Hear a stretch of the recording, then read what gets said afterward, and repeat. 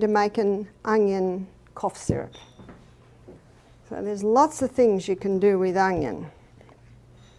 So I've chopped up an onion, and I'm going to put approximately a teaspoon of honey on top of there, and then another layer of onion, and then another teaspoon of honey, and another layer of onion. I'm starting to cry. If you don't cry when you cut up the onion, that's a worry. It must be an irradiated onion. And you keep doing this until you've filled your jar. This is just the right amount. And then you let that sit for 24 hours. After 24 hours, you will have a syrup. So this time tomorrow night, we can have a look at this, and you'll see that there's a syrup formed.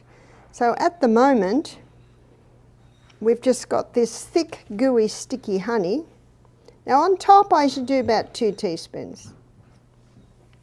At the moment, we've got layered in the jar thick, sticky honey, and if I move it, I don't see any fluid there. I've just got thick, sticky honey and chopped onion.